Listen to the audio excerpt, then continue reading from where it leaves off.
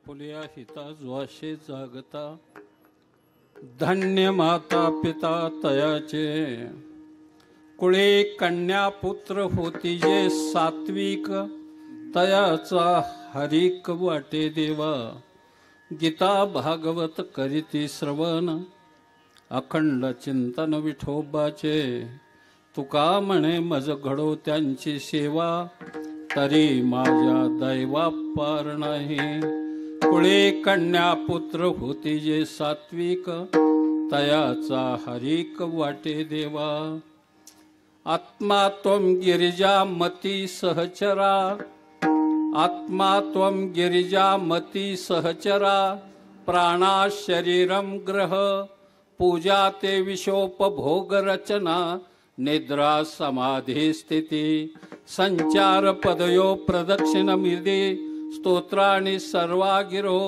यद्यत् कर्म करोति तदखिलं शंभो तव आराधनम आता नमो रंगभूमिका कीर्तनी उभे होती लोका टाळ मृदंग श्रोते देखा तया माझे नमन दंडवत श्री संताचे माथा चरणावरी श्री संताचे माथा श्री संताचे माथा चरणावरी संताचे माथा चरणावरी साष्टांग हे करी दंडवत साष्टांग हे करी दंडवत साष्टांग हे करी दंडवत विश्रांती पावन सांभाळा विश्रांती पावन सांभाळा विश्रांती पावन सांभाळा वाढवे अंतरी प्रेम सुख वाढले अंतरी प्रेम सुख वाढले अंतरी प्रेम सुख आपल्या हिता ज्वाशे जागता धन्य माता पिता तयाचे आज आपल्या पवित्र आणि पावन भूमीत एका पुण्यात्म्याला अखेरची भावपूर्ण श्रद्धांजली म्हणा आदरांजली समर्पण करण्यासाठी आपण सर्व एकत्र आलोय पै पाहुणे नातेवाईक आप्तेष्ट आणि पारमार्थिक इच्छुक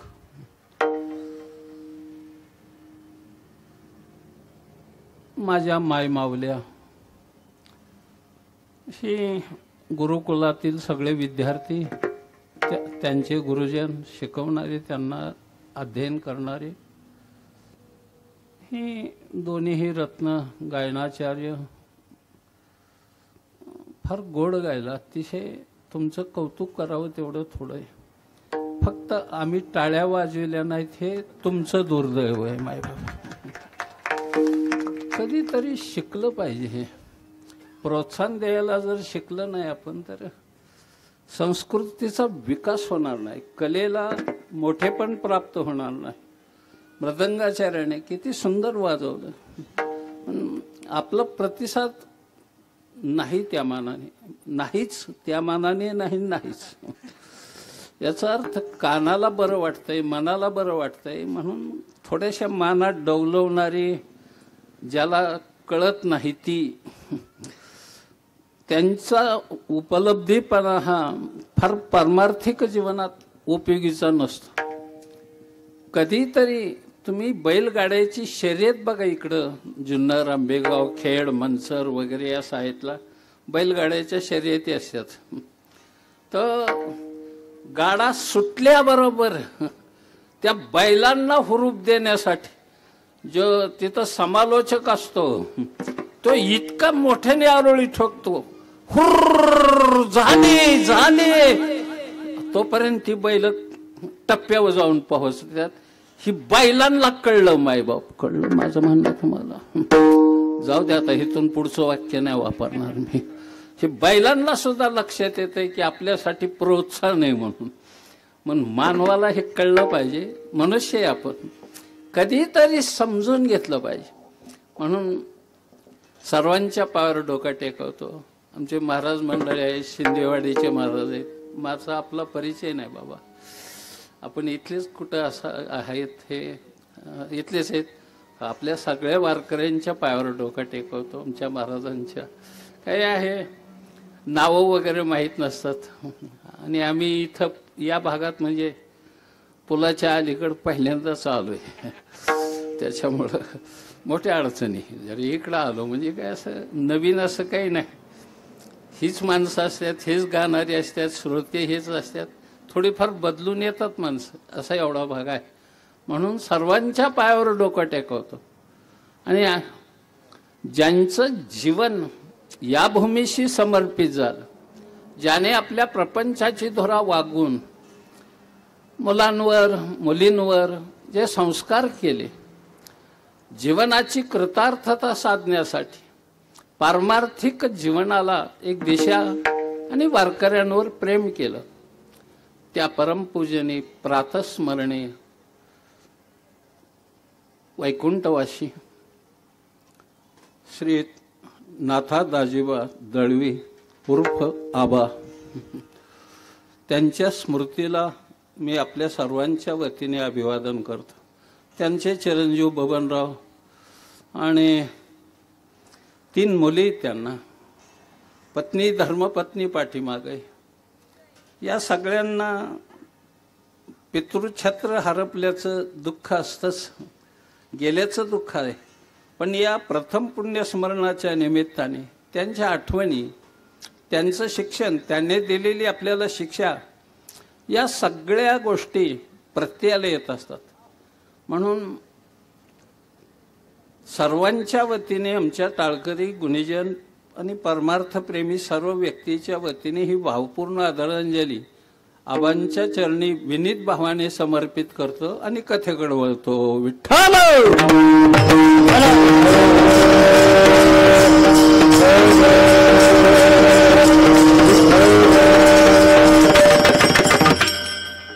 थोडा आवाज बिघडलाय माझा. त्याचं कारण आहे, मागल्या 5-6 दिवसापूर्वी मोठा अपघात झाला माझ्या गाडीला आणि ड्रायव्हर मी वाचलो त्याच्यातून. गाडीचा चुरा झाला फार. एक 5-7 दिवस झाले आणि थोडंसं वातावरण, मला लागलं नाही, काही जखम नाही झाली, ड्रायव्हरलाही नाही झाली. पण ही बातमी पसरल्यावर भेटा येणाऱ्यांनी लई जखमा केल्या मला.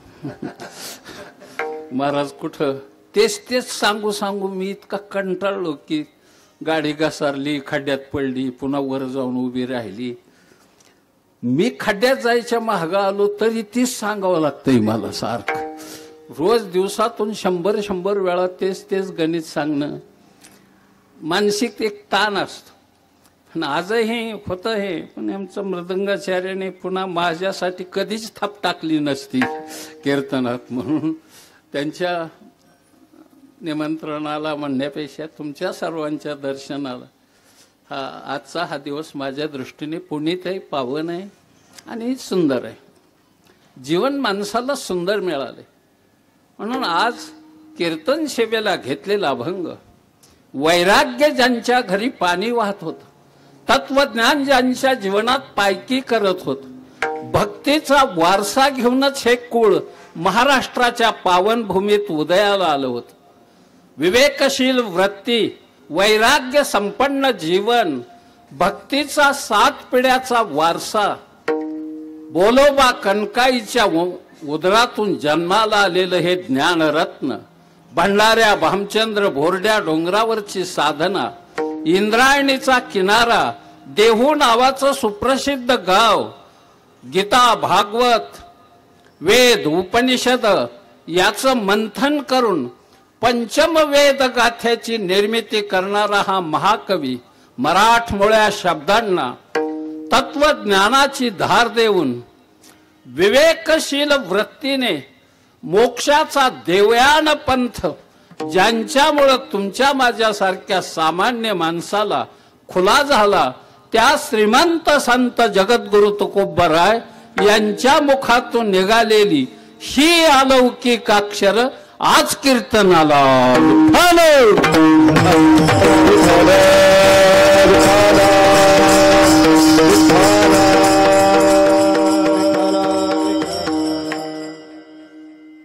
फार सुंदर गायलं,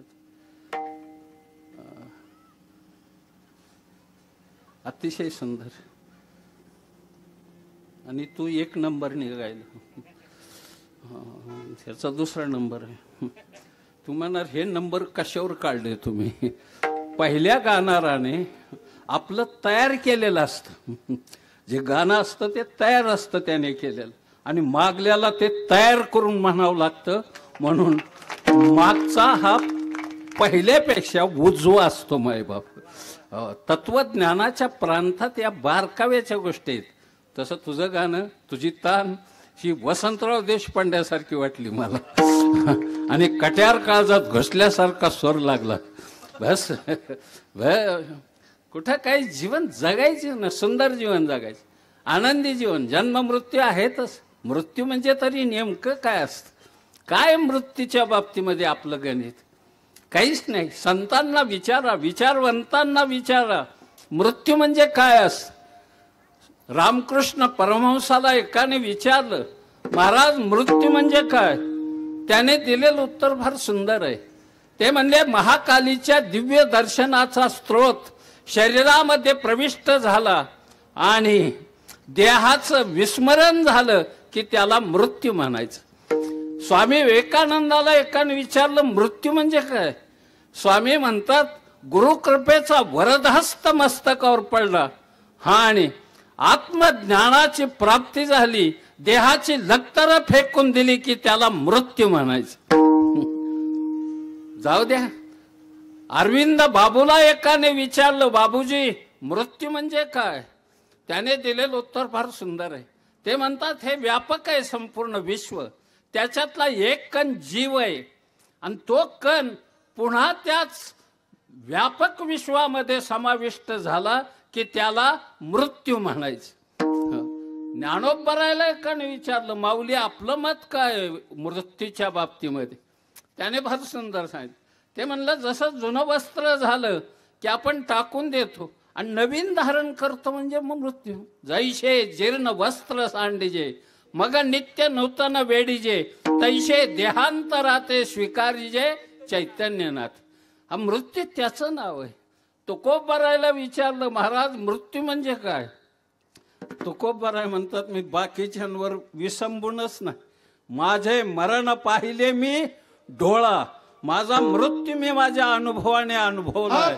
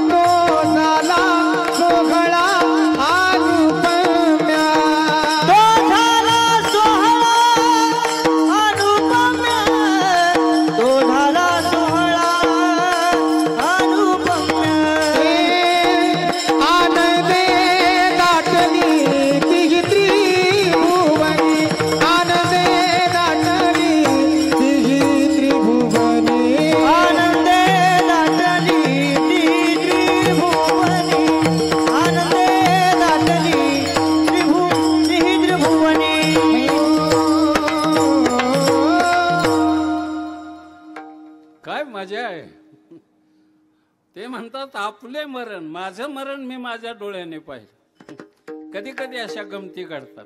आमच्या कर्जतला एक कापड दुकान होतं. नामदेव शिंपी समाजाचा माणूस, वाताचा थोडा आजार होता त्याला, आणि कोमात गेल्यासारखं शरीर व्हायचं.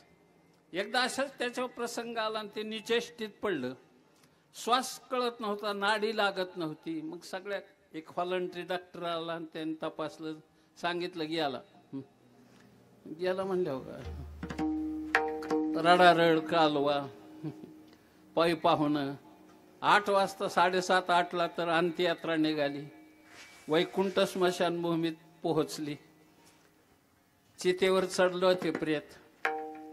पोराने आपल्या अग्नी लावून प्रदक्षिणा मडकं फुटलं आणि ते तापलं शरीर. ह्याच काय अंधारी रात्र, ती काळ का भयानक, ताराचं कंपाऊंड, तिकडं माणसं आत बसलेली सगळी. ते तर आपल्या बरोबर शर्यती वाताचा आजार कमी झाला, ती चिता ढकलूनच बाहेर आलं. काय पळाली म्हणता माणसं. अहो त्या तारातून घुसली, काय कांची धोतर सुद्धा तिथंच राहिली, इतकी पळाली. बायकोने दिवस उगेपर्यंत दार उघडलं नाही, सख्या बायकोने. मायबाप पोरं भू भूत करायची. 12 वर्ष तिथून पुढे त्याने कापड दुकान चालवलं महाराज. ही दृष्टांना ही कथा आहे घडलेली. 12 वर्ष कापड दुकान. आणि टाळकरी होता, भजन म्हणायचा सुंदर. आम्ही जर कधी त्याच्याकडे गेलो की हसत म्हणणार, माझे मरण पाहिले मी डोळा म्हणला. माझा मृत्यू मी माझ्या डोळ्याने अनुभवलाय. हे थोड्यांना जुळतं. नशिबवान माणसं आहेत म्हणून आपण तुम्ही आम्ही नशिबवान आहेत की सगळ्यात मोठा भाग्य आपल्याला परमात्म्याने दिले. हात दिल्यात, पाय दिल्यात, डोळे दिल्यात, कान नाक त्वचे इंद्रिय इंद्रिय हात पाय कान डोळे मुख बोलाय वदन तू जोडस नारायण नासे जीवन भव रोग. इंद्रिय हात पाय कान डोळे मुख बोलाय वदन तू जोडस नारायण नासे भव रोग. इंद्रिय हात पाय कान इंद्रिय हात पाय कान हे डोळे मुख बोलाया वचन बोलाया वचन. इंद्रिय हात पाय कान डोळे मुख बोलाया वचन तू जोडस नारायण नासे जीवन भव रोग.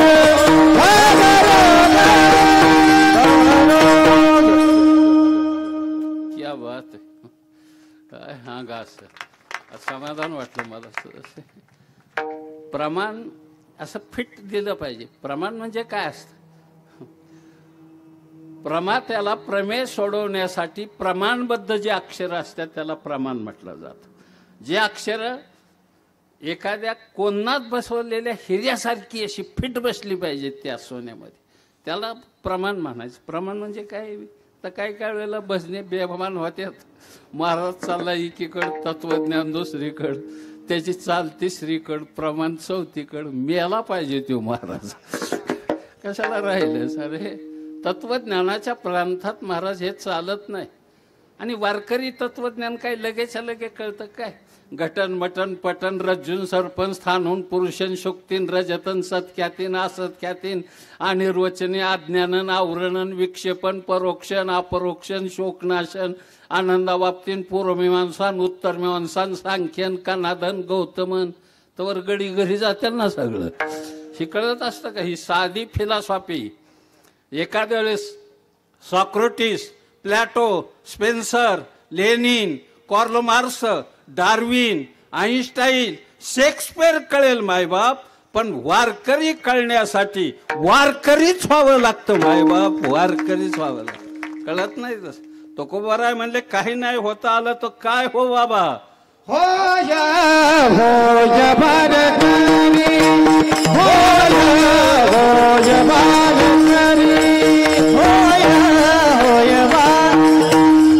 होय होय वारकरी होय होय वारकरी पागे पागे रे पैदारी पागे पागे रे पैदारी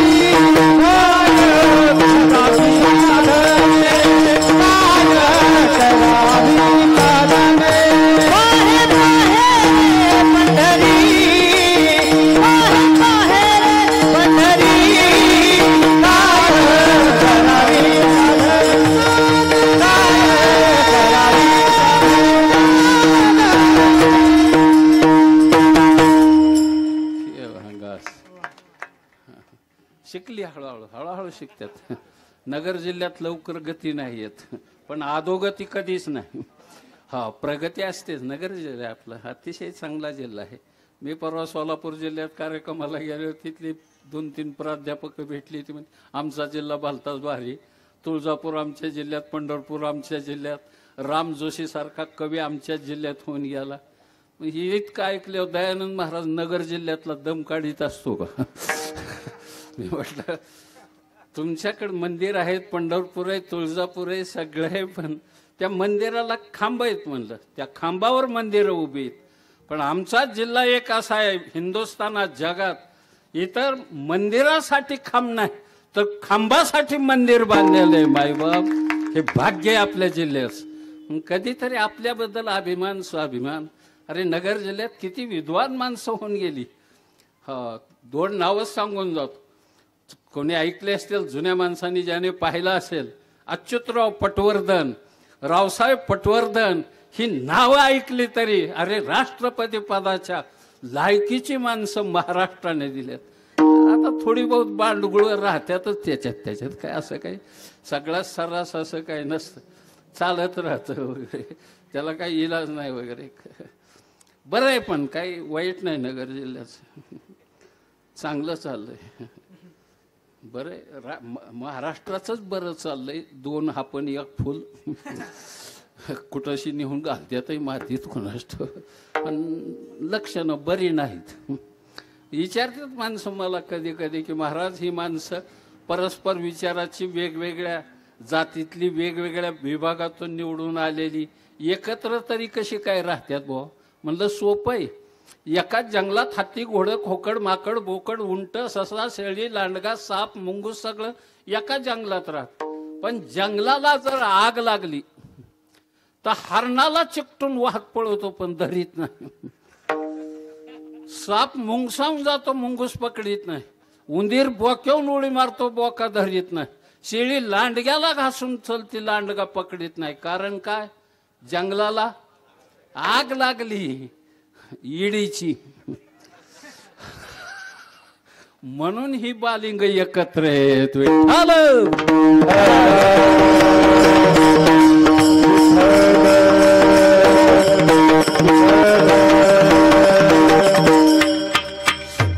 सुंदर शरीर दिलं ईश्वराने, आणि ब्रेन आवळ्या आवळ्या आकाराचा मेंदू दिलाय. त्याच्यामध्ये एक बॉबिन घातली ईश्वराने. रात्रंदिवस ती बॉबिन फिरते त्या मेंदू मधली. तिच्यावर जो बेल्ट चढवलाय त्याच्यावर पाहिलेलं दृश्य चित्रित होत आहे, ऐकलेलं टेप होत आहे. असा सुंदर बेल्ट आहे. किती लांबीचा आहे? विल्सन नावाच्या एका जपान शास्त्रज्ञाने म्हटलंय, पृथ्वीला 3 प्रदक्षिणा येतील इतक्या लांबीचा बेल्ट, एवढ्याशा छोट्या बॉबिन मध्ये. आणि ती बॉबिन मेंदूत फिट केली. कोणाची 10 वर्ष, कोणाची 20, 50, 70, 80, 100, 110 वर्षापर्यंत काही काहीची बॉबिन काम करते. पण आमच्या एका महात्म्याने 1400 वर्षे ती बॉबिन वापरली. मायबाप, 1400 वर्ष भंगार नाही होऊन दिली. बॉबिन मुद्दाम कळण्यासाठी शब्द वापरला, नाहीतर या कॅम्प्युटर मधला तो सुंदर सॉफ्टवेअर आहे. विठ्ठल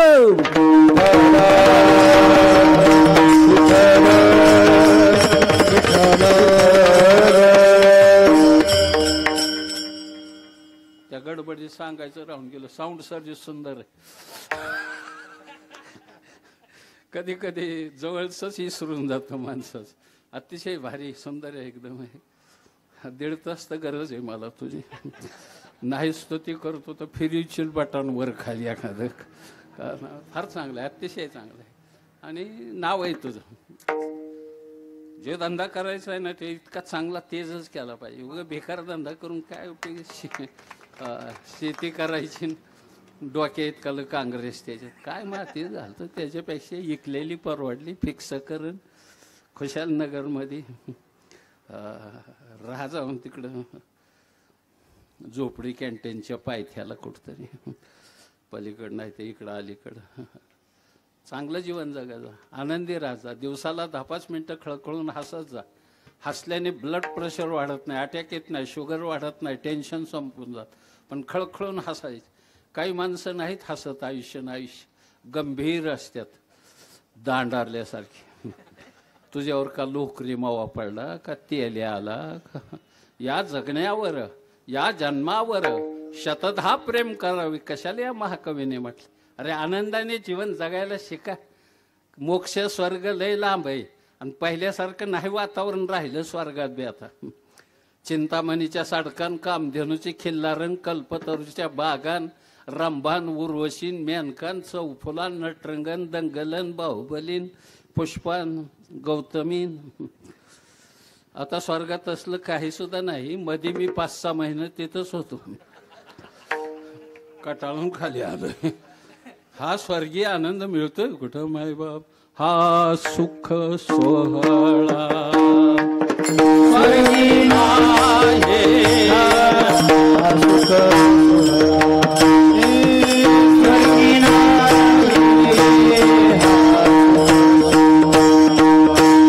स्वर्गी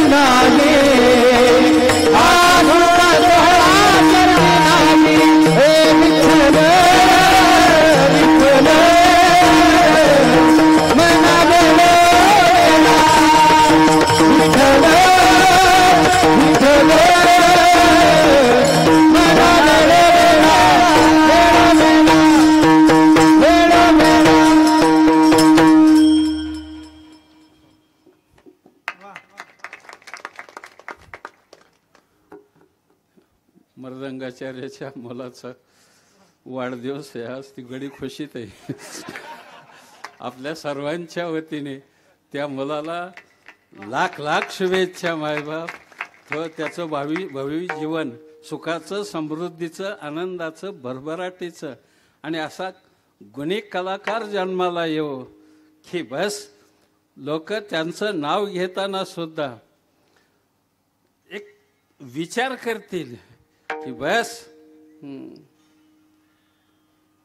हे रत्न या भूमीवर जन्माला आलं, त्या भूमीचा उद्धार होतो मायबाप आणि जीवन कृतार्थ होत. म्हणून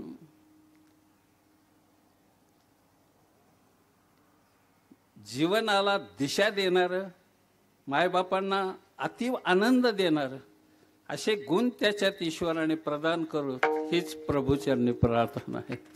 दुसरं काय बोलू शकतो आपण, काय देऊ शकतो यांना? शुभेच्छा, आशीर्वाद.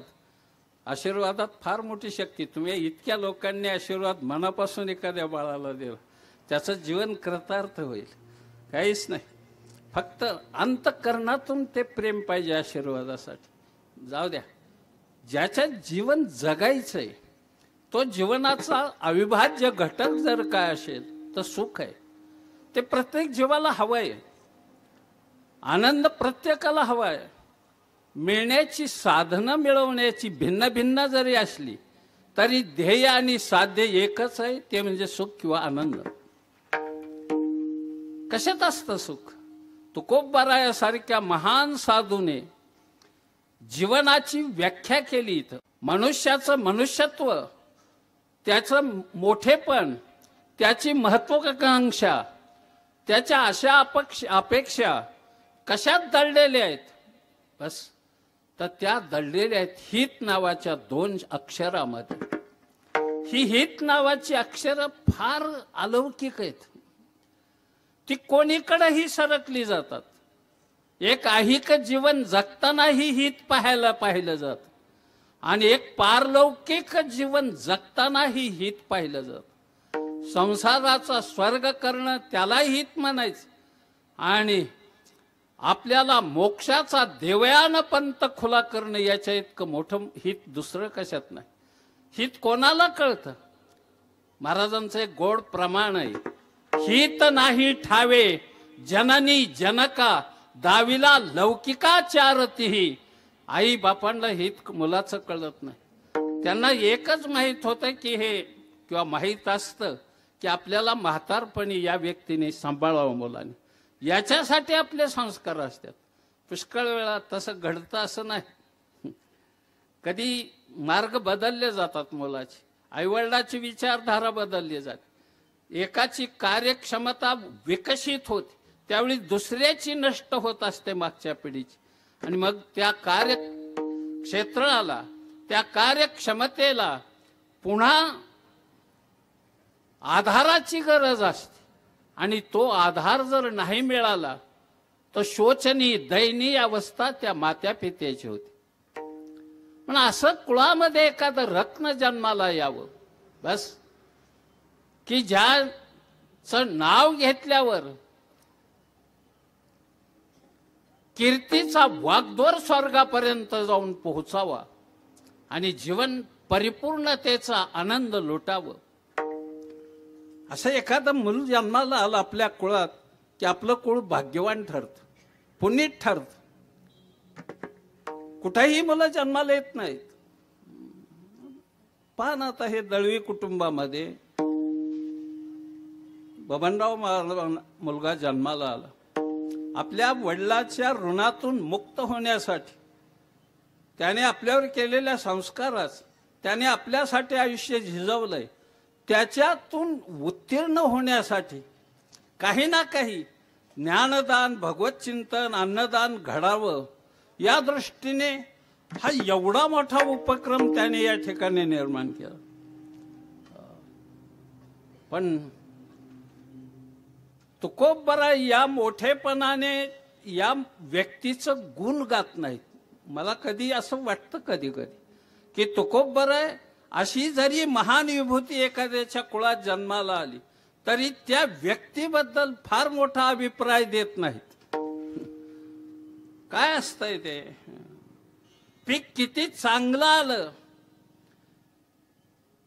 याचं गणित त्याच्या जमिनीवर अवलंबित आहे. की जमीन किती सकस आहे, किती कसबाज आहे, ती खताने किती परिपूर्ण झाली, तिच्यात नत्र अमक तमके सगळे आहेत का त्या जमिनीत. पीक कधी चांगलं येईल, जमीन चांगली असेल तर. ज्याची जमीनच नापीक आहे त्याला कसं पीक येणार हो. म्हणून तुकोबराने विचार केला, ज्या कुळात अशी मुलं जन्माला आली किंवा ज्या कुळात जी अशी मुलं आहेत त्यांना मोठेपण देण्यापेक्षा त्यांच्या मात्या पित्याला मोठेपण दिलं पाहिजे. अभंगाचं पहिलं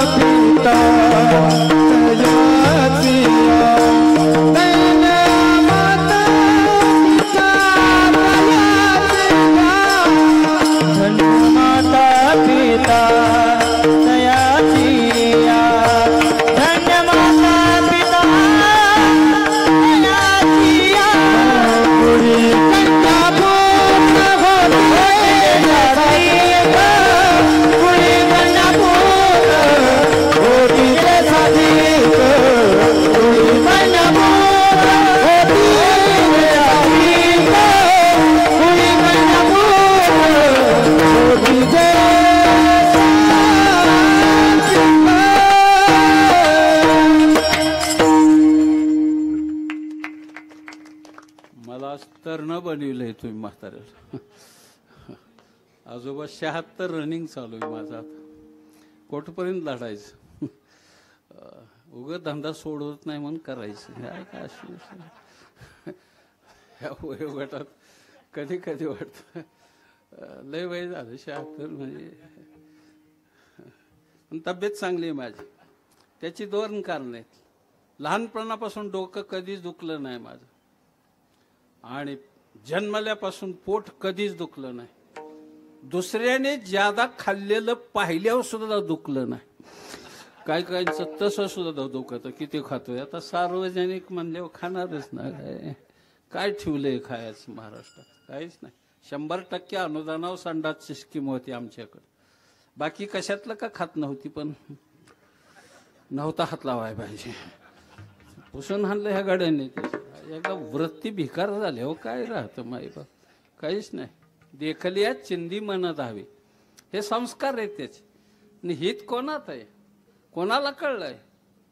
जो आपल्या मात्या पित्याला धन्य बनवण्यासाठी, पुनीत बनवण्यासाठी त्यांना बस रामकृष्ण आणि त्यांना दिव्यत्वाची अनुभूती येण्यासाठी ज्या संतानाने आयुष्यभर परिश्रम केलं मायबाप, ती माता पिताच धन्य आहेत. खरं आहे ते. उच्च संस्कार लागते त्याच्यासाठी. मग मला दर्शन घ्यायला मुली आल्या होत्या ह्यांच्या आबांच्या 2-3 मुली. काय संस्कार असतात हो. हे संस्कार तिथंच अनुभवलं मी त्या बसल्या बसल्या खुर्चीवर. हो हो. रिक्त हस्ताने पाया पडले नाहीत मुली. माझं वाक्य लक्षात घ्या. स्वार्थ नाही त्याच्यामध्ये, पण काहीतरी साधूच्या पायावर ठेवून बस. हे संस्कार आहेत ते. संस्कार एकदा पडले ना सुटतच नाहीत ते. एक गंमत सांगतो लक्षात येईल. एका राजाने घोडं घेतलं आणि घोडं घेतल्यावर ते रस्त्याने निघाले. 2 शिपायाने धरलेलं घोडं. घोडा चांगला होता, चांगल्या जातीचा. देवमन चांगला होता, बाशिंग उत्तम होतं, उतरण चांगली होती, बहरे होते दोन्ही पाठीवर. बस 4 खुरं पांढरी होती, शेपटाचा पांढरा भाग होता, 2 कान एकामेकाला चिकटत होतं. हे घोड्यांची लक्षणं फार सुंदर अशा प्रकारे. 72 खोड्यातली 5-6 सांगितली, राहिलेली वाटून टाकली मी सगळी. कुठं सांभाळीत बसता कोणाकोणाची. दलालांची भाषा तुम्ही नेवा. आपल्या गोडेगावला वगैरे जर गेला तर म्हशीच्या बाजारात बघा ना, तिथली भाषा वेगळी. मेटा, आसरको, केल्या, शिकारी, गिरीपंजी, हातबांधीन, ही त्यांची भाषा आहे दलालांची. मी त्यांच्याकडून लिहून आणून धंद्यासाठी पाठ केली. काय करतं, काय काय गोष्टी गोळा करून करूनच माणूस मोठा होत. जीवनात हे सगळं आहे. तर घोडा घेतलेला, घोड्याची स्तुती करीत होती ती शिपाई 2. दुसऱ्या घोड्यावर बसून राजा चाललेला होता. घोडा सुंदरच होता आणि शिपाई राजाचा पगार घेत असल्यामुळं राजाने घेतलेल्या वस्तूची स्तुती मोकार करायची. ते काही माणसं जसे आता आम्ही सुद्धा कोणाच्याही घरी जेवायला गेलो, जेवावंच लागतं दररोज कुठंतरी कुणाच्या तरी. जेवण झाल्याबरोबर हात वर करून सांगतो, वा हे असली भाजी ना असलं जेवण वर्षात कधी भेटलं नाही. मग मेला कसा नाहीस, तू तब्येतीने उतारला कसा नाही. खाल्लंय ना, मग स्तुती करायची ना. काय नुकसान आहे वाईट म्हणून जाण्यापेक्षा. तर ती बाई दम काढीत नाही. ते म्हणजे माझ्या हातचं कारलं कधीच कडू होत नाही. आता कारल्यातला तो गुण आहे का न कडू होणं वगैरे. कोणीही करू द्या, त्याचा धर्म जर कडू आहे. बच्चू कडू नाही, ही कारल्याचं सांगतोय मी. तर काही काही माणसं भलतीच फार माता आली. ती मध्ये एक उपाशी बसलेलं, काय नाव त्या पाटलाचं, हा जरांगे पाटील, भलतच फेमस. आता लाखो लोक जमतात माणसं वगैरे. मग समाज आहे ते. त्याने थोडा त्याग केला आपला, चांगलं झालं. ह्यांनी आणून त्याला लशी फिशी पाजली काहीतरी.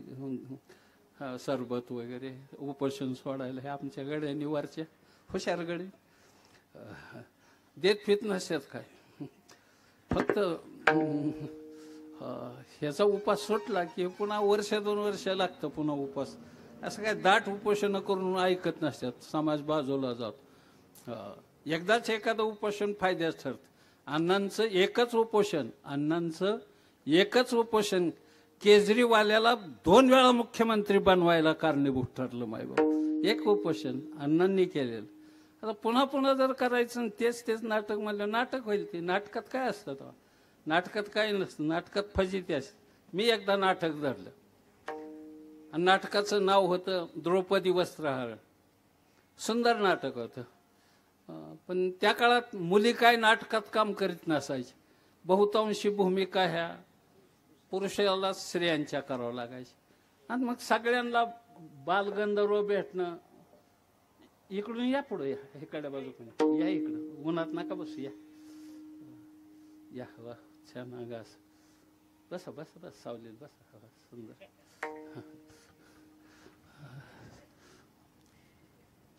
ते एक देखना मुलगा बघितला मी. त्याला म्हणलं तुला द्रौपदीची भूमिका करावं लागेल. ते म्हणला महाराज मी द्रौपदीची भूमिका करेल पण मला बिड्याची सवय. आता बिड्या आणि द्रौपदी ही काही समीकरण बसाना. आम्हाला दुसरा नट भेटताना. मी म्हणलं स्टेजहून आलं की 2 बिड्या संगच पेटून देत जाऊ. ठरलं खरं. आणि ती एकदा नाटक रंगात आलं. रंगीत तालमी झाल्या पाठपाठांतर नाटक स्टेजवर आलं. अशी 1500 लोक नाटक बघायला. तो काम करून माग आला की आम्ही 2 बिड्या पेटवून द्यायचो. त्याने 2ही बिड्याचा संगच झुरका हाणला. पुन्हा काम करायचं त्याला जायचं होतं स्टेजवर. मग धूर पाठीमाग सोडायचा. ती धूर तोंडात द्रौपदी स्टेजवर. कृष्णाचा आणि द्रौपदीचा संवाद होता. बोलानाच द्रौपदी. कृष्ण म्हणला द्रौपदी का बोलत नाही. मला बी कळाना काय झालं द्रौपदीला. मी त्या नाटकाचा दिग्दर्शक. शेवटी खालून वाचून दाखवायला लागलो तरी असंच करायची टोनिंग दिलं. काय बोलणार. शेवटी कृष्णाने द्रौपदीचा हातच धरला. का बोलत नाही म्हणला माझ्या बरोबर. तुझ्यासाठी मी काय काय केलंय. बोटभर चिंधीसाठी वस्त्राच्या घड्या पुरवल्या. एक भाजीचं पान खाल्लं तर दुर्वासा सकट 60,000 शिष्यांना जेवाय घातलं. कृष्णा धाव रे लवकरी म्हटलं की राणीवनी तुझ्यासाठी धावत आलो. असं कोण म्हणला. कृष्ण म्हणला. कोणाला. कुठल्या. हा नाटकातल्या अंग. असं म्हणजे ही तर गणित चुकून आहे. शेवटी द्रौपदीचा नाईलाज झाला. तिने बोलाय तोंड उघडलं की भापकून दूर बाहेर आला. माझ्या अंगावर दरारून काटा आला. म्हणलं लोक आता दगड हाणल्याशिवाय राहत नाही. पण तसं काही झालंच नाही.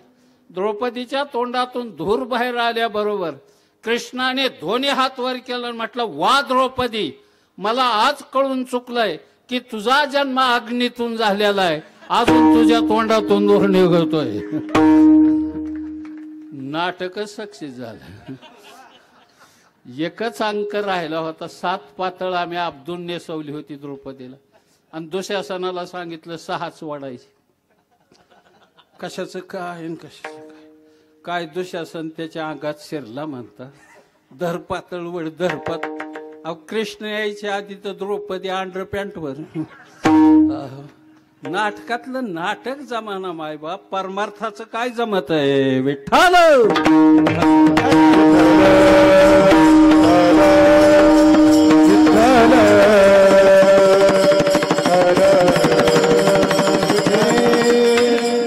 तसे संस्कार लागतात मायबाप.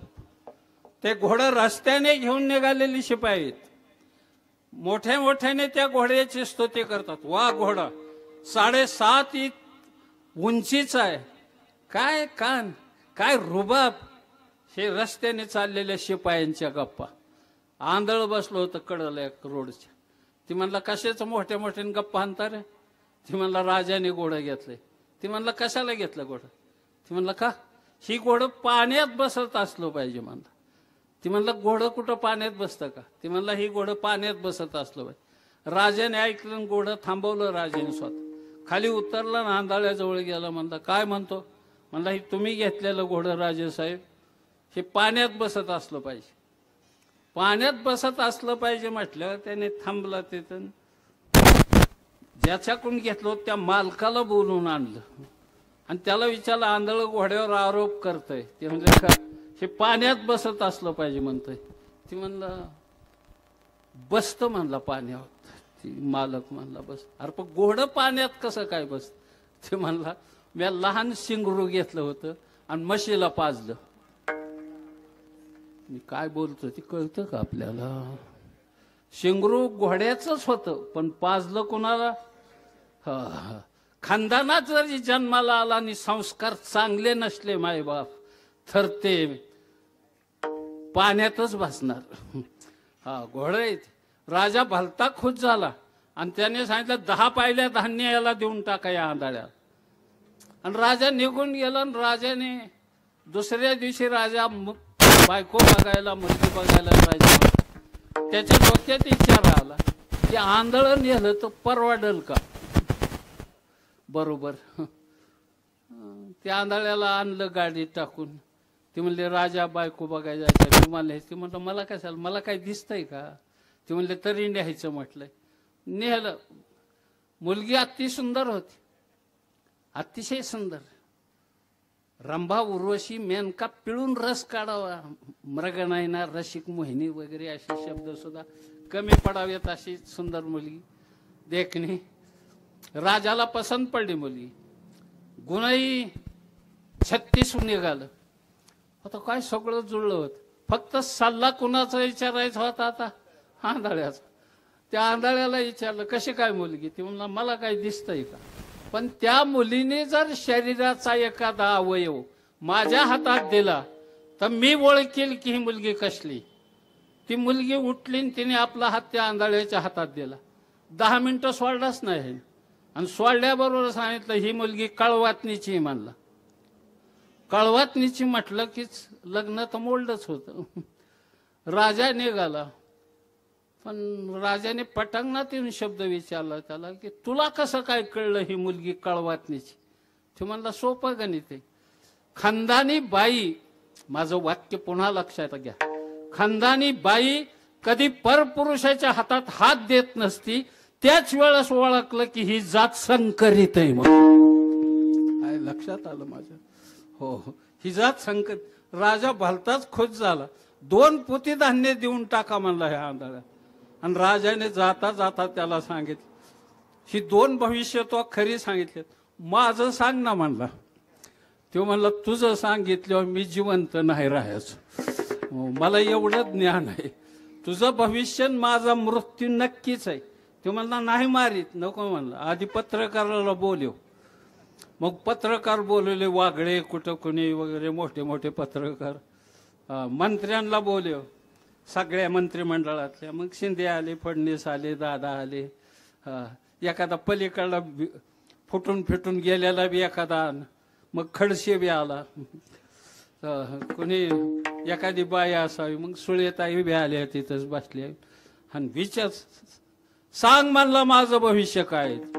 तो म्हणला तू अतिशय नीच खालच्या कुळात दलिंदरच्या पोटी आणि भिकार प्रवृत्तीच्या लोकात अतिशय ज्याला शब्दच नाहीत इतक्या खालच्या दलिंदर कुळात जन्माला आलेला आहेस तू म्हणला. राजाला भलता राग आला. त्याला वाटायचं तलवार काढावून हिथंच ह्याला भोगसावा. पण पत्रकार चालू, टीव्ही सगळीकडून कॅमेरा, इलाज नव्हता. त्याने आईकडे पाहिलं. आई म्हणलं ही काय म्हणताय तरी तू गप. ती म्हणली तू त्याचं खरं आहे, तू माझ्या पोटचा नाही म्हणली, पोटी जन्माला. राजा शिकारीला गेल्यावर तिकडे मृत्यू आला. आणि या कुणीतरी वारस पाहिजे म्हणून मी गरोदरपणाचं नाटक केलं आणि तुला दत्तक घेतलेला आहे. दत्तक घेतला म्हणण्यापेक्षा दत्तक बी नाही, पण शिपायाला सांगितलं सापडून तिथलं हे मुली एखादं जन्मल्याला उपजत हे घेऊन ये. त्यावेळेस तो काटवण खालच्या पुलात, काटवण माहिती आहे का तुम्हाला? का नाही माहित? नगरकरांना आहे का? तिथल्या एका पुलाखाली सापडलेला आहेस तू. राजा भलता खुश झाला. म्हणला तुला कसं काय कळलं की मी दलिंदर कुळात जन्माला आलाय? तो म्हणला पहिलं 10 पाहिलं दिलं तेव्हाच ओळखला होता तुला म्या की तू भिकारान दलिंदर कुळात जन्माला. तुझ्या काय बापाचं गेलतं का त्याच वेळेस तो 10 मन धान्य म्हणा 5-4 एकर माझ्या नावची केली असती. काय तुमच्या बापाचं जात होतं काय हे कळलं ना. काय जातं ह्या शासनाचं. अरे कित्येकांच्या जमिनीला पाणी लागलं, पाऊस नाही, पिकं गेली, विम्याचं पैसे नाही. ह्या बालिंग्याने लवकर नाही दिलं मायबाप, पलटी व्हायला नाही येळ लागायचा. हे लगेच तुमच्या काय बापाची ठेवी होय का काय रे. आमचाच पैसा आमच्या शेतकऱ्यासाठी जर तुम्ही देत नसाल मायबाप बस तिथेही कंजूसपणा करता. काल जरा ते राज रागावलाय त्या टोल बद्दल ह्याच्याबद्दल हाणली 10-5 लोक टोलवरची. आता त्या बिचारी सर्व्हिसवाली त्यांना हाणून काय करायचं. शासनाकडूनच हे सगळं करून घेतलं पाहिजे, झालं पाहिजे तर आमचा उद्धार आहे. म्हणून जीवन जगायचंय ते तत्वज्ञानाच्या प्रांतात जगायचं. संस्कार आहेत म्हणून जगायचं. म्हणून आबांचे संस्कार आहेत म्हणून या मुलांवर मी त्याच्यासाठी इतकं लांब लचक बोललो. हे संस्कार कोणाचे आहेत, काय केल्याने संस्कार मिळतात, कोण धन्य आहे. अरे अशा संतानाला जन्म देणारी माता पिता धन्य आहेत मायबाप. त्याने जीवनात काय करावं, कोणता आचार घ्यावा, कोणता विचार अनुभवावा आणि कोणतं तत्वज्ञान आपल्या जीवनात जगावं हे सांगा अभंगाचं 3रं चरण आहे.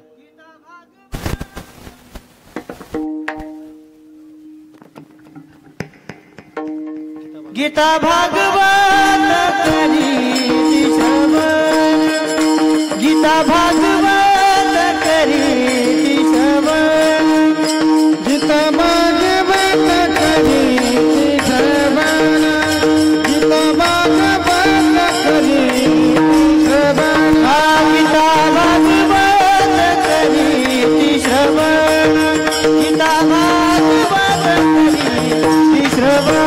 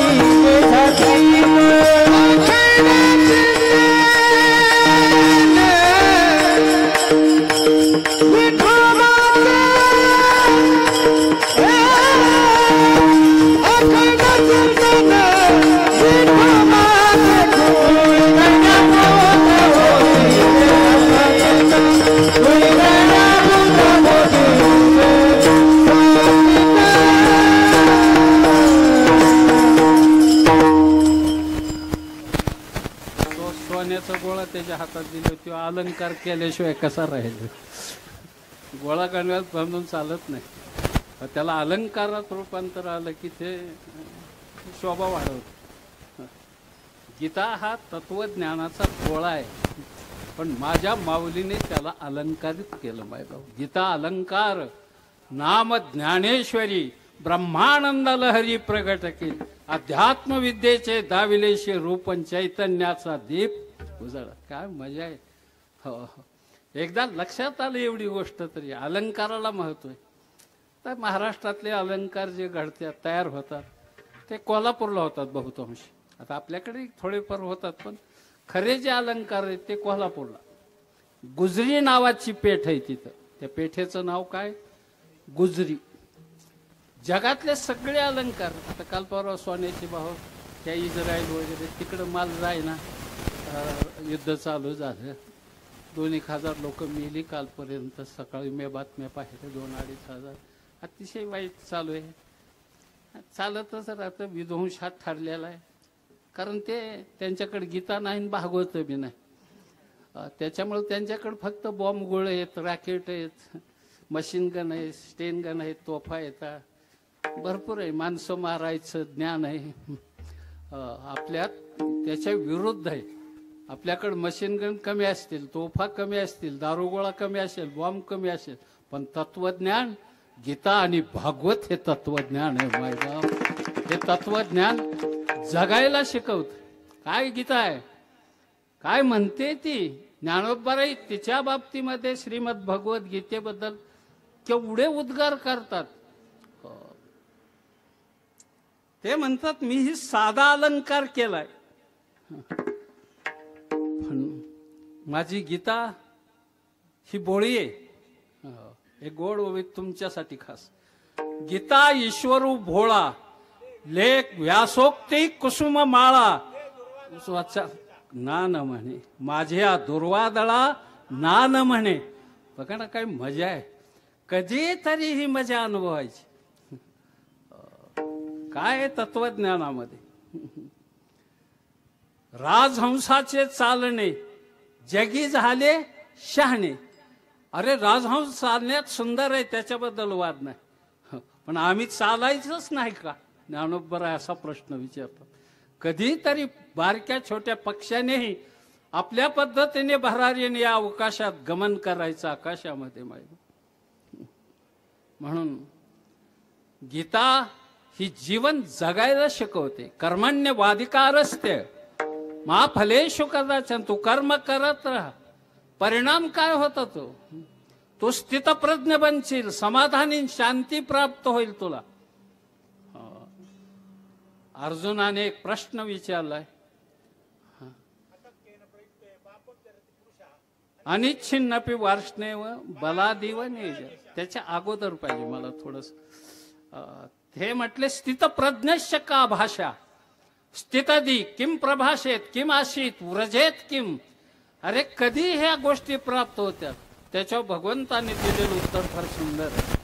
ते म्हणतात विहाय कामान सर्वान पुमान चरती निस्पृहा निर्ममो निरहंकार सशांतीमध्ये गच्छेत.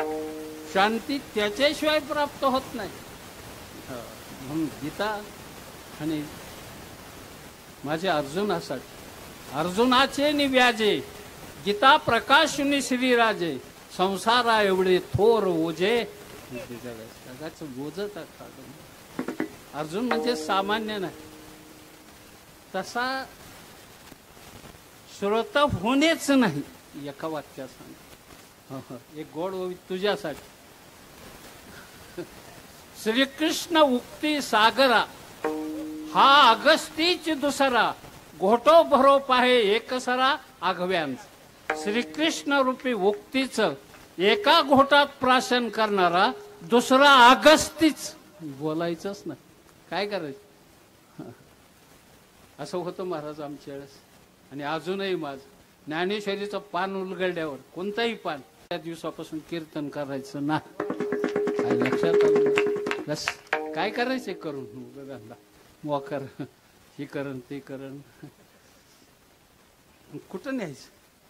पैसा तर मिळतच असतो. मी भरपूर पैसा मिळवला, लक्षातच नाही महाराज. मी करोडपती महाराज. दलिंदर बेकार फेकार नाही, काय नाही. भरपूर लुटली लोक मिळाली.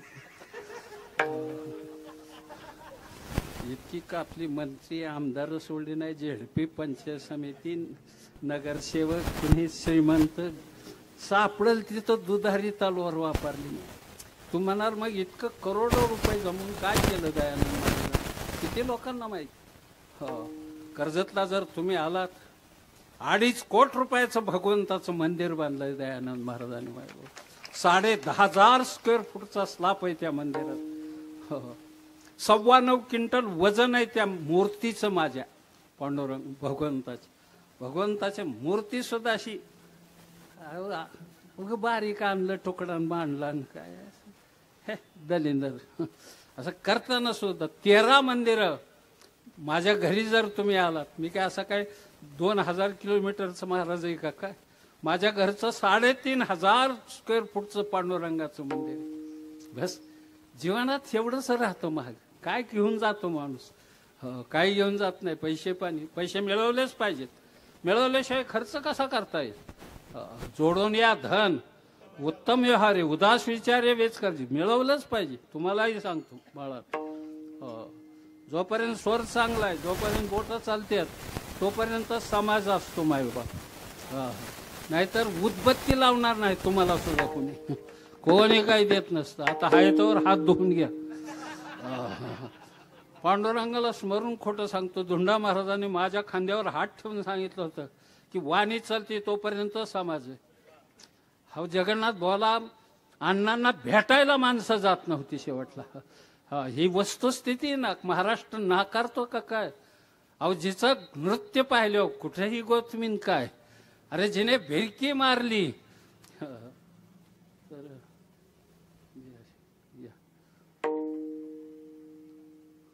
मला वाटतं मागही कुठं तरी तुम्ही माझ्या धंद्यात होता,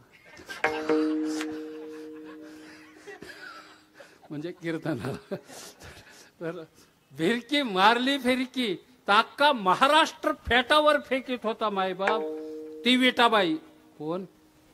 मांग, विटाबाई भाऊ मांग. पुण्यात वर्गणी करावं लागली मायबाप, इंजेक्शनाला पैसे नव्हते. हो. आणि ज्याचा स्वर लागला तर गंधर्वाने ऐकायला बसावं, आणि ज्याला बाल गंधर्व ही पदवी 200-250 रुपये फिटले नाहीत, शेवटला उदार राहील. हो.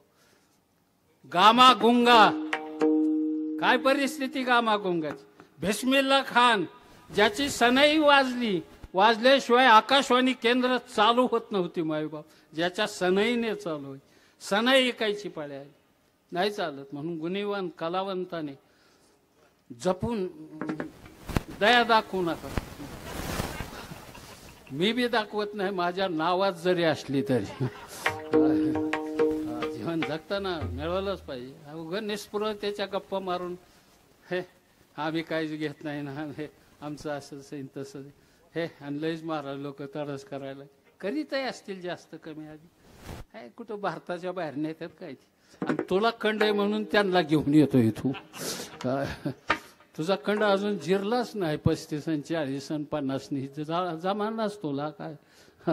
त्याचा महाराज असल्यावर ते असल्यावर माणसं जमतात काय. 10वा आहे का तुझा का वर्ष श्राद्ध आहे? तुला माणसं जमवायचीच कशासाठी? काय करायचं? ऐकणारी जी जातीवंत असतात, खानदानी ऐकणारी, जी खरी परमार्थ प्रेमी, ते काही नाही करू दे. साधं विठ्ठल विठ्ठल भजन म्हटलं तरी ती बसल्याशिवाय राहत नाहीत माईबाप. ते मोठेपणा काय करायचं असतं बाकीच. म्हणून जीवन जगा ना, मोठेपणाने जागा, आणि उच्च कोटीचं जीवन जगा, दलिंदर जीवन जगू ना. म्हणून गीता आणि भागवत हे 2 ग्रंथ आहेत, फार महत्वाचे. आपल्या घरात काही नसलं चालेल परिस्थितीने आपल्या, पण हे 2 पुस्तकं, ही 2 ग्रंथ आपल्या घरी जरूर ठेवा माईबाप. एक गीता आणि दुसरं भागवत. बस एवढं जर धन नसेल, काय करायचं? ते घर नाही, मसनवट आहे, ते स्मशानभूमी आहे माईबाप. काय करायचंय त्या घराला? घराचं घरपण त्याच्या संस्कारावर, त्याची ही संपत्ती मायबाप, वाङ्मयीन संपत्ती.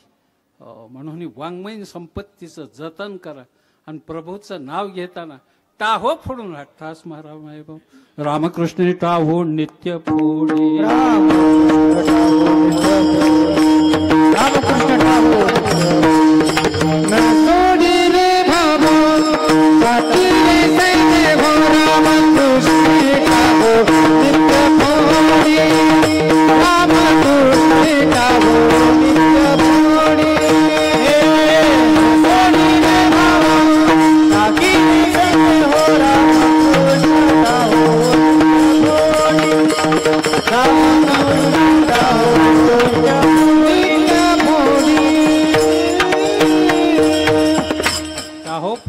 मारा. कोणती?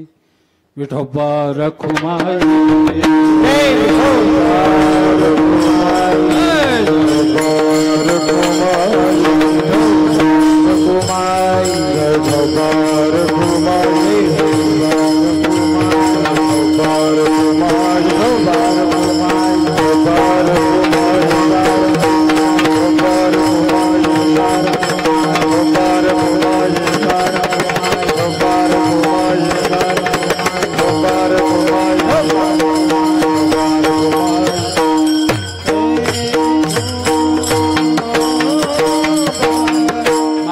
शेवटच्या चरणामध्ये. तुका म्हणे माझा गणोत्याची सेवा, तुका म्हणे माझा गणोत्याची सेवा, तुका म्हणे माझा गणोत्याची सेवा, तुका म्हणे माझा गणोत्याची सेवा. तरी माझा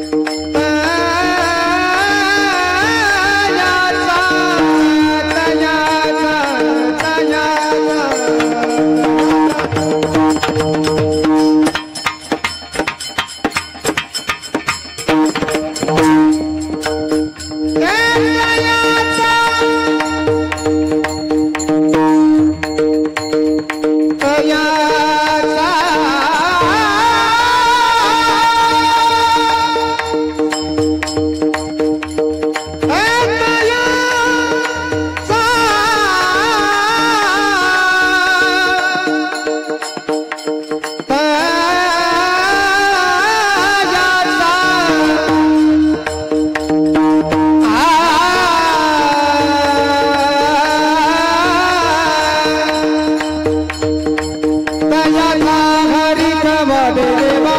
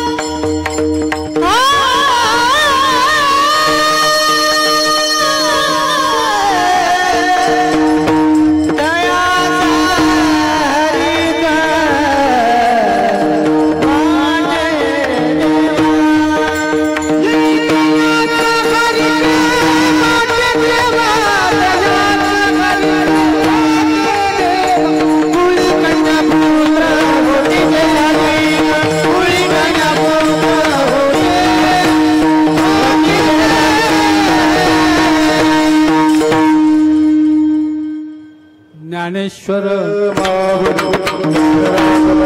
जय ज्ञानेश्वर माऊली ज्ञानराज माऊली महाराज ज्ञानेश्वर माऊली ज्ञानराज माऊली ज्ञानेश्वर माऊली ज्ञानराज माऊली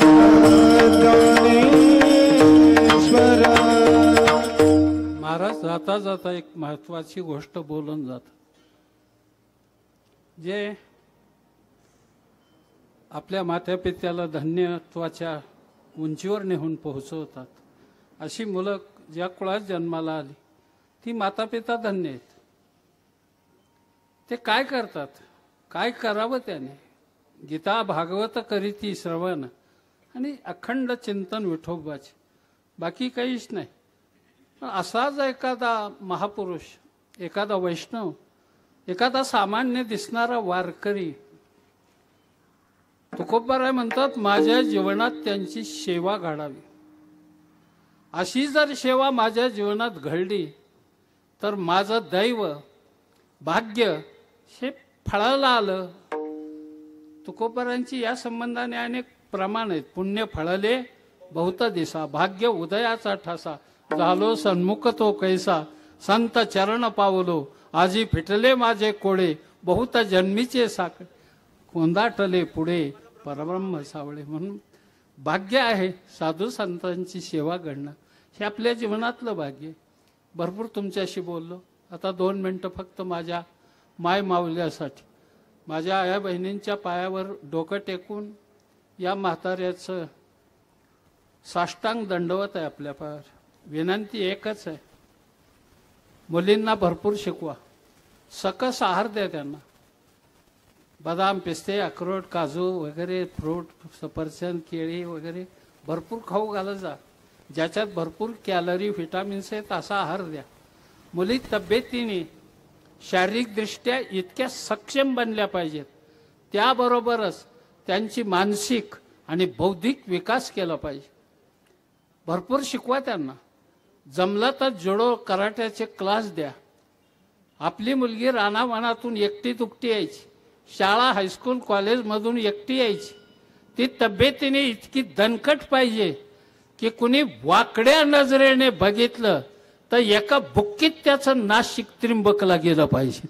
इतक्या दणकट मुलींची गरज आहे काळाची. आणि तर या पुरुषांच्या माना उंच राहत. आपली मुलगी कमकुवत असेल तर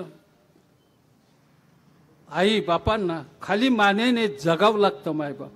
म्हणून मुलगा एखाद्या वेळेस कमकुत चालेल, पण मुलगी, आपली मुलगी नांदायला जरी गेली बस, आणि एकदा सकाळी तिने सासूकड बघितलं म्हणजे जी वाईट वागणूक देती त्या म्हातारीबद्दल बोलतोय, तर संध्याकाळपर्यंत त्या म्हातारीने कोपरा सोडला नाही पाहिजे.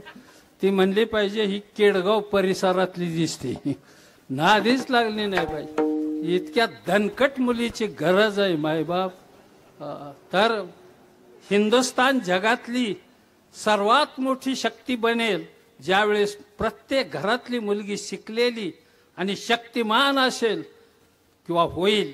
त्या दिवशी हिंदुस्तान, भारत ही जगातली एकमेव सर्वश्रेष्ठ शक्ती झाल्याशिवाय राहायचा नाही मायबाप. हे आपल्या चरणी प्रार्थना कर. आपण आम्हाला प्रेमाने बोलवलं, महाराजने संपर्क साधला. थोडासा गोंधळात लिहिण्याच्या इकडे यायचं ते नगरकडेच गेलो. असं ना का फिरून फिरून गव्हाणीवरच येतं जानवर. कुठेही सोडलं तरी त्याला गव्हाण सोडून त्याला जाता येत नाही. म्हणून महाराजांनी ह्या सगळा उपक्रम, नावं बी विसरलं, अवधेश महाराज, किती बारे ध्यानात ठेवून मी आता वयामानाप्रमाणे नाही ध्यानात राहत. हात पाय थरथर कापतात महाराज, बोट हे शरीर थरथर कापतं. परवा आमची म्हातारीने चहा प्याताना मंडळी हाय मला आज, ती थरथर कापताना तिने पाहिले हो, म्हणली लईच थरथर हात कापतोय. मी म्हणलं बघ ना बघ, बशीतून सुद्धा चहा सांडायला. तिने दिलेलं मार्मिक उत्तर लय भारी होत. ती म्हणली चहा प्याताना जेवताना हात कापतो, पाकिट घेताना का कापत नाही म्हणजे. कुठं शिकत आहेत बाया. थकली आमची म्हातारी फार असे गालफाड बसल्यात, बाह्या पांढऱ्या, डोकळचं केस का फार पांढरं झाल्यात, दात पडल्यात, मान हालती, कमरेला बेल्ट आहे, थकलेली फार अतिशय अशक्त झालेली, बळच भिंतीला धरून चालते. तिचं 70 वय, पण मी प्रेमाने अजून हाक मारतो तिला. अंगणात गेलं कीच हाक मारतो, काय चाललंय मस्तानी म्हणतो. आता ही मस्तानी का, ती बी आतून म्हणते आला वाटतं माझा बाजीराव. त्याचं नाव संसार आहे मायबाप. संसारात त्याच्यापेक्षा असतं काय, आनंदी राहायचं, सुखात राहायचं, मिळेल तेवढं आयुष्य चांगल्या कार्यासाठी खर्च करायचं आणि भगवंताचं वारकऱ्यांच्या पायावर डोकं टेकवायचं, एवढंच. एखादा दुसरा शब्द चुकून कोणाच्या अंतकरणाला दुखावून गेला असेल त्याबद्दल महाराज माफी मागतो तुमची बाळांनो. आणि तुम्हाला अनेक अनेक शुभेच्छा दयानंद महाराजांच्या, की तुम्ही अजून भरपूर रियाज करा. आणि तुला तर असं महेश काळ्यासारखी ताण हाणली मगाची तर अतिशय असं बरं वाटतं. कधी कधी असं चांगलं ऐकलं, राम मराठे झालं, महेश काळे झालं, वसंतराव झाले, ही जुनी माणसं आहेत. आणि याला जरा जाडी आणायचा प्रयत्न करा भीमसेन सारखे. सतत तार सप्तकात जाण्यापेक्षा बोलायचंय का कोणाला नाही. हा हा खुर्ची आहे, हा ना त्याला खुर्चीसाठी तर मरायला लागलाय महाराष्ट्र. भावी मुख्यमंत्री तो त्याच्या बापाने उठवलंय. कशाचं भावीन काय, कुणी उठतंय होतंय भावी मुख्यमंत्री. मलाही वाटतंय आमदार व्हावा. अरे कुठलं होतंय, आता वाजले की 12. 3ची गाडी 6ची गेली, 9ची गेली. मी मॅच फेज असल्यावर टीव्हीवर वगैरे कार्यक्रम सोडून देतो, फक्त भारत पाकिस्तान पाहिजे. रात्री हरवलं पाकिस्तानने श्रीलंकेला. आज बी अफगाणिस्तान बरोबर आहे भारताची 2 वाजता. नाद आहे मला, नाद म्हणण्यापेक्षा कंड आहे. कंड यागळा, नाद यागळा. कंड म्हणजे सारखं खाचवणं, सारखं पाहायचं नाद आहे ते. परवा माग वेस्ट इंडिजबरोबर सामना चालू होता, भारत हारला त्या सामन्यात. मला अतिशय वाईट वाटलं. पलंगावर बसलेलो मी, नातू जवळ होता. 17 नातू आहेत मला बाबा. किती? 17 नातू आहेत. धरण फुटलंय.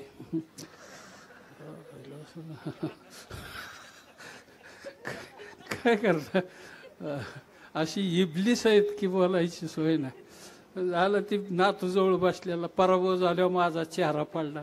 ते म्हणलं आजोबा काय झालं, म्हणलं हारलो आपण या सामन्यामध्ये. माझ्या डोळ्यातून पाणी आल्यावर ती कार्ट बिलिंदर मला म्हणतं आजोबा रडाय काय झालं, काय बाप मिळाला वय तुमचा, आहे का काय कारण. दिलं खटावूनच टाकून मी खाली. असं आपटलं फरशीवर. म्हणलं आजोबा ह्याला काय म्हणतात, म्हणलं याला विकेट म्हणतात. काय तसं जीवन जागा, सुंदर जागा, मजेशीर जागा. स्वधर्माबद्दल वगैरे आपल्या धर्म, आपली संस्कृती, आपली परंपरा हिचं जतन करा. मायबा फार विश्वातली एकमेव परंपरा, एकमेव संस्कृती, संस्कार हे आपल्या हिंदुस्थानात आहे. त्याची पायमल्ली करू नका. आपल्याला ज्यादा कळतंय म्हणून लांब जाऊ नका या संस्कृतीपासून. ही संस्कृती आपल्याला तारल्याशिवाय राहणार नाही. मग तुम्हाला द्यायला काय, एक दोहा जाता जाता, दिल किसी से देना नहीं, दिल किसी से देना नहीं, दिल से देना दिल, नहीं मिला तो नहीं मिला पर कम दिल से मत मिल. जय विठ्ठल.